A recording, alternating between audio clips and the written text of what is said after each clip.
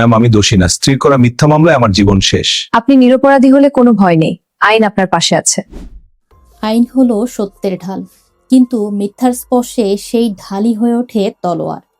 বলছি 2000 সালে প্রণীত নারী ও শিশু নির্যাতন দমন আইনের কথা। আইনটি নির্যাতিতাকে বাঁচায়, কিন্তু মিথ্যা অভিযোগ দায়েরকারীকে রক্ষা করে না। এই আইনের 17 ধারার বিধান অনুযায়ী যদি কোনো ব্যক্তি অন্য কোনো ব্যক্তির মর্যাদাহানি কিংবা তার ক্ষতি সাধনের উদ্দেশ্যে তার বিরুদ্ধে এই আইনের অধীনে মিথ্যা মামলা দায়ের করে, তাহলে সেই ব্যক্তি অনধিক 7 বছর সশ্রম কারাদণ্ড এবং অর্থদণ্ডে দণ্ডিত হবেন। অর্থাৎ যে অভিযোগে সত্য নেই সে অভিযোগ একদিন নিজেরই শাস্তির কারণ হয়ে দাঁড়ায়। তাই শুধু মামলা দায়ের করেই পার পেয়ে যাবেন, বিষয়টি এতটাও সহজ নয়।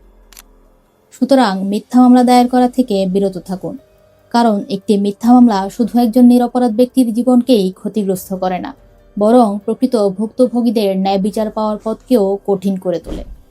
তাই অভিযোগ দায়ের করার পূর্বে নিশ্চিত হন সত্যের পক্ষে আছেন কিনা।